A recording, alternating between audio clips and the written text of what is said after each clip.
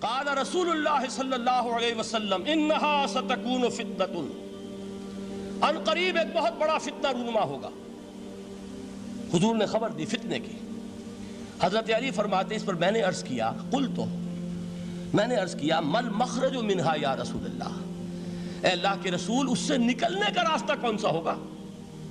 دیکھیے یہ لکھا ہوا ایگزٹ، نکلنے کا راستہ، اور عام طور پر آپ نے دیکھا ہوگا بڑے ہالز میں یہ سرخ روشنی ہوتی ہے، اس میں اس کا اہتمام کیا جاتا ہے کہ اگر خدا نہ خواستہ کوئی حادثہ ہو جائے لوگوں کو معلوم ہو نکلنے کا راستہ کون سا، یہ مخرج ہے۔ حضور نے خبر دی کہ فتنہ ہوگا۔ تو دیکھیے میں ایک بات عرض کیا کرتا ہوں، ذرا توجہ کیجئے، ہمارا حال کیا ہے؟ ہم بڑے ریشنلسٹ قسم کے لوگ ہیں، یہ زمانہ ریشنلزم کا ہے۔ اگر ہم ہوتے تو کیا پوچھتے؟ وہ فتنہ کیا ہوگا، کیوں ہوگا، کہاں سے آئے گا؟ ہمارے سوال یہ ہوتے ہیں، کب آئے گا، کیوں، کہاں، کب، کیسے؟ ان سب کی حیثیت علمی سوالات کی ہے۔ بھائی کب آئے گا ایک علم ہے، کیسے آئے گا علم ہے، کہاں سے آئے گا علم ہے، لیکن اصل جو عملی اعتبار سے اہمیت والی شے ہے، بچاؤ کا راستہ کون سا ہوگا محمد الرسول اللہ، یہ بتائیے ہم۔ مل مخرج منہا یا رسول اللہ، حضرت علی نے یہ نہیں پوچھا فتنہ کیا ہوگا، کہاں سے آئے گا حضور، کیوں آ جائے گا، کب آ جائے گا، نہیں، مل مخرج منہا یا رسول اللہ، اے اللہ کے رسول یہ بتائیے کہ جب وہ فتنہ رونما ہوگا تو نکلنے کا راستہ کون سا ہوگا؟ اس کا جواب ہے، ارشاد فرمایا محمد رسول اللہ نے، کتاب اللہ، اللہ کی کتاب ہے وہ مخرج، یہ کتاب ہے کہ جس کو تھامو گے تو فتنوں سے محفوظ رہو گے۔ اس کے بعد آپ فرماتے ہیں فیہ نبأ ما قبلکم وخبر ما بعدکم وحکم ما بینکم، اس میں تم سے پہلوں کی بھی خبریں موجود ہیں، عاد اور سمود اور قوم نوح اور قوم ہود اور قوم لوط اور قوم صالح اور آل فرعون، یہ کون ہے؟ من قبلکم، تم سے پہلے، وفیہ خبر ما بعدکم، جو کچھ تمہارے بعد ہونے والا ہے اس کی خبریں بھی موجود ہیں، لیکن وہ کیسے ہوں گی؟ وہ بٹوین دی لائنز ہوں گی، وہ بین السطور ہوں گی۔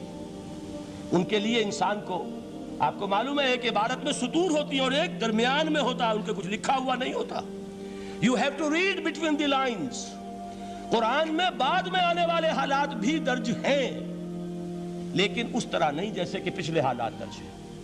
اس کے لیے ذرا ان ڈیپتھ پونڈرنگ اوور، غور و فکر اور تدبر کی ضرورت ہوگی۔ وَحُکْمُ مَا بَيْنَكُمْ، اور جتنے اختلافات تمہارے اندر پیدا ہوں گے تا قیام قیامت، ان سب کا فیصلہ بھی اس کتاب میں موجود ہے۔ وَهُوَ حَبْلُ اللَّهِ الْمَتِينُ وَهُوَ الذِّكْرُ الْحَكِيمُ، یہی تو ہے وَهُوَ الصِّرَاطُ الْمُسْتَقِيمُ، سیدھا راستہ، اور کون سا؟ یہی قرآن تو ہے۔ ہر رکعت میں کہتے ہو اهْدِنَا الصِّرَاطَ الْمُسْتَقِيمُ، اور قرآن دیا ہوا ہے اس پر غور نہیں کرتے۔ عجیب تماشا ہے ہمارا، نماز کی ہر رکعت میں اهْدِنَا الصِّرَاطَ الْمُسْتَقِيمُ، اور حضور فرمائے وَهُوَ الصِّرَاطُ الْمُسْتَقِيمُ، صراط مستقیم یہ قرآن ہی تو ہے، الذکر الحکیم یہ قرآن ہی تو ہے، وَهُوَ حَبْلُ اللَّهِ الْمَتِينُ، اور یہی ہے اللہ کی مضبوط رسی۔ آپ نے قاری صاحب سے وہ آیات سنی سورہ آل عمران کی، وَاعْتَصِمُوا بِحَبْلِ اللَّهِ جَمِيعًا وَلَا تَفَرَّقُوا، اللہ کی رسی کو مضبوطی سے مل جل کر تھامو اور تفرقے میں مبتلا نہ ہو۔ تفرقہ ہوگا تو کیا ہوگا؟ تمہاری ہوا اکھڑ جائے گی۔ آج آپ کو معلوم ہے دول عرب اگر یہ یکجا ہو جائیں، ایک دن کے لیے اسرائیل قائم نہیں رہ سکتا، امریکہ نہیں، امریکہ کا باپ اسے قائم نہیں رکھ سکتا۔ اگر امت عرب ہی جمع ہو جائے، عالم اسلام تو بڑی شے ہے، جو وسائل ان کے پاس ہیں، جو اللہ تعالیٰ نے ان کو نعمتیں عطا فرمائی ہیں، لیکن افتراق، انتشار، اختلاف، جتھے بندی، گروہ بندی، دھڑے بندی، اس نے اسرائیل کا خنجر ان کے سینے میں پیوست کیا ہوا ہے۔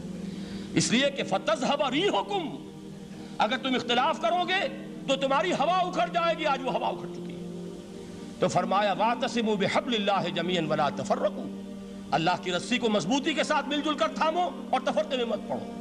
حضور فرما رہے ہیں وہ اللہ کی رسی کون سی؟ ہوا حبل اللہ المتین، یہی قرآن ہے اللہ کی مضبوط رسی۔ علامہ اقبال نے کیا خوب کہا ہے، علامہ اقبال نے قرآن اور حدیث کے حقائق کو جس طریقے سے اشعار کا جامع پہنایا ہے، وہ تو خود کہتے ہیں گوہر دریائے قرآن سفتام، میں نے قرآن مجید کے دریا سے موتی نکال کر اپنے اشعار کے اندر میں نے چن دیے ہیں، میرا کام اور کچھ نہیں ہے۔ موتی کوئی بھی غواص پیدا نہیں کرتا، دریا کی گہرائی سے نکال لاتا ہے۔ یہ میری حکمت نہیں ہے جو میرے اشعار میں ہے، یہ میں نے قرآن مجید کے دریا میں غوطہ زنی کر کے اس سے یہ موتی نکالے، گوہر دریائے قرآن سفتام۔ اب دیکھیے اسی حدیث کے اس ٹکڑے کو کیسے شعر میں لائے ہیں۔ از یک آئینی مسلمان زندہ است، پے کرے ملت سے قرآن زندہ ہست۔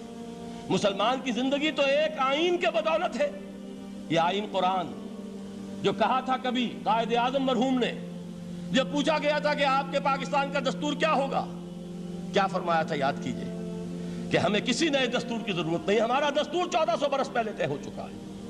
یہ ہماری بدقسمتی ہے جو کچھ کہا تھا قائد اعظم نے کہ God has given us a golden opportunity to prove our worth as architects of a new state, and let it not be said that we didn't prove equal to the task۔ میں معذرت کے ساتھ عرض کروں گا حضرت کہ واقعہ یہ ہے کہ ہم اس کے equal to the task ثابت نہیں ہوئے۔ قائد اعظم کا دیا ہوا پاکستان آج دنیا میں موجود نہیں ہے، اس کا ایک حصہ اپنے نام سے دستبردار ہو کر بنگلہ دیش بن چکا ہے، اس نے اپنی تاریخ کو خیر بات کہہ دیا ہے، حالانکہ مسلم لیگ کی جنم بھومی ڈھاکہ ہے، 1906 میں ڈھاکہ میں مسلم لیگ نے جنم لیا تھا، اور اگر وہ صرف ہم سے علیحدہ ہوتا یہ گہرا صدمہ ہوتا، لیکن یہ کہ اس نے جب نام بدلا ہے در حقیقت اس نے اپنے تاریخ سے اپنے پس منظر سے استعفیٰ دیا ہے۔ یہ ہمارا دوہرا ہمارے لیے صدمے کی بات ہے۔ کیا 2 یمن موجود نہیں ہیں؟ ان میں سے کوئی ایک بھی اپنا نام چھوڑنے کو تیار ہوگا؟ کیا 2 جرمنی دنیا میں موجود نہیں ہیں؟ کوئی ایک بھی ان میں سے اپنا نام چھوڑے گا؟ کیا 2 کوریا نہیں ہیں؟ 2 ویتنام نہیں ہیں؟ تو کیا 2 پاکستان نہیں ہو سکتے تھے؟ ہو سکتے تھے۔ میں یہ کہا کرتا ہوں کہ یہ گہرا صدمہ ہے علیحدگی، اور دوہرا صدمہ ہے، اور اس سے کہیں زیادہ بڑا کہ انہوں نے اپنا نام بدل دیا، اپنی آئیڈینٹی چینج کر دی، انہوں نے وہ نام اپنے ماتھے سے اتار کر خلیج بنگال کے اندر دبو دیا۔ یہ بہت بڑی سزا ہے جو ہمیں ملی ہے۔ کیوں ملی ہے؟ کہ ہم نے 25 برس تک اس قائد جس کو کہا تھا کہ وہ ہمارا آئین ہے، اس کو آئین نہیں بنایا۔ ہم نے دنیا کے سامنے جھولیاں پساری، ہم نے طرح طرح کے نظاموں کو آزمایا، لیکن اس قرآن کی طرف پیش قدمی نہیں کی۔ اللہ تعالیٰ ڈھیل دیتا ہے لیکن سزا بھی بہت سخت ہوتی ہے۔ ان بطش ربک لشدید، وہ ہم پر کوڑا برسا ہے۔ تاریخ انسانی کی عظیم ترین شکستوں میں سے ایک شکست ہے کہ جو ہمارے ماتھے پر کلنک کے ٹیکے کی طرح موجود ہے۔ اللہ کرے کہ آئندہ یہ تاریخ اپنے آپ کو نہ دہرائے، لیکن میں عرض کر دیتا ہوں آپ سے، جو ہمارے لچھن ہیں، جو ہمارا طرز عمل ہے، جو ہمارے لیل و نہار ہیں، جو ہمارا انداز ہے، اللہ کے دین کا استہزاء اور تمسخر، جس طرح اللہ کے ساتھ مذاق ہم کر رہے ہیں، اس کا شاید اس سے بھی کہیں زیادہ برا نتیجہ نکلے۔ اللہ مجھے اور آپ کو اور ارض مقدس پاکستان کو اس انجام سے بچائے، لیکن اس کے لیے کام کرنا ہوگا۔ صرف کہنے سے بات نہیں بنے گی، کمر کسنی ہوگی، ہمت جو ہے پھر انسان کو اثر نو، ایک نئی تعمیر، ایک عزم، ایک ہاتھ میں قرآن اور ایک میں تلوار لے کر یہ امت پھر دوبارہ میدان میں آئے۔ بہرحال عرض یہ کرنا تھا، اقبال کہتا ہے از یک آئینی مسلمان زندہ است، پے کرے ملت سے قرآن زندہ ہست، ماں ہما خاک و دل آگاہ اوست، اعتصامش کن کہ حبل اللہ اوست۔ تامو اس کو مضبوطی کے ساتھ، حبل اللہ یہی قرآن ہے۔ یہ یک آئینی اور پیکر قرآن کی زندگی، پیکر ملت کی زندگی جو ہے اس قرآن کی بدولت ہے۔ تو حضور نے کیا فرمایا؟ فتنے سے بچنے کا راستہ کون سا ہے؟ کتاب اللہ فیہ نبأ ما قبلکم وخبر ما بعدکم وحکم ما بینکم وہو الصراط المستقیم وہو حبل اللہ المتین وہو الذکر الحکیم۔ ایک 3 جملے اور سن لیجئے۔ هو الذی لا یشبع منہ العلماء ولا یخلق عن کثرت الرد۔ یہ قرآن وہ شے ہے جس سے اہل علم کبھی سیر نہ ہو سکیں گے۔ ولا تنقضی عجائبہ، اس کے عجائب کبھی ختم نہیں ہوں گے۔ یہ ہیروں کی وہ کان نہیں ہے کہ جو کبھی خالی ہو جائے کہ سارے ہیرے نکل چکے، اب مزید ہیرے نہیں ہیں، نہیں، علم اور حکمت کے ہیرے اور ہدایت اور حکمت کے موتی اس میں سے ابد الآباد تک نکلتے رہیں گے۔ ضرورت صرف کھودنے کی ہے۔ میں نے وہ لفظ استعمال کیا تھا، آج کا قرآن کھودنا ہوگا، آج کی ہدایت اس قرآن سے نکالنی ہوگی۔ قرآن جب نازل ہوا آن دی سرفیس، بالکل ظاہر وہ تھی اس کی ہدایت جو اس دور کے لیے ضروری تھی۔ ہمیشہ کی ہدایت اس کے اندر رکھ دی گئی ہے، اس میں مضمر ہے، اس میں چھپی ہوئی ہے، اس کے لیے تدبر کی ضرورت ہے۔ کتاب انزلناہ الیک مبارک لِيَدَّبَّرُوا آیَاتِهِ وَلِيَتَذَكَّرَ أُولُو الْأَلْبَابِ، لوگ تدبر کریں، اس کی گہرائیوں کے اندر غوطہ زنی کریں۔ لا تنقضی عجائبہ، اس کے عجائب کبھی ختم نہیں ہوں گے۔ ولا یشبع منہ العلماء، اہل علم کبھی اس سے سیر نہیں ہوں گے۔ آپ کو سخت بھوک لگی ہوتی ہے اور کھانا کھانے کے تھوڑی دیر کے بعد اب آپ کا ہاتھ رک جاتا ہے، سیر ہو گئے، بہترین کھانا ہے لیکن نہیں کھا سکتے۔ اگر عام حالات میں وہ آتا تو کبھی نہ چھوڑتے، لیکن اب وہ آپ کا میزبان کہہ رہا کچھ اور لیجئے، تناول فرمائیے ذرا یہ بھائی نہیں میں اب بھر چکا، یہ آپ کہتے ہیں کہ نہیں؟ حضور فرمایا یہ قرآن وہ شے نہیں ہے جس سے اہل علم کبھی سیر ہو سکے، ان کی پیاس بڑھتی چلی جائے گی، ان کے اندر quest of knowledge, search for wisdom بڑھتی چلی جائے گی۔ کبھی بھی انسان یہ محسوس نہیں کرے گا کہ مجھے جو لینا تھا میں لے چکا، بلکہ یہ کہ جیسے جیسے قدم آگے بڑھیں گے تہذیب کے، تمدن کے، علم کے، اتنے ہی قرآن جو ہے وہ آگے بڑھتا چلا جائے گا ہر دور کی رہنمائی کے لیے۔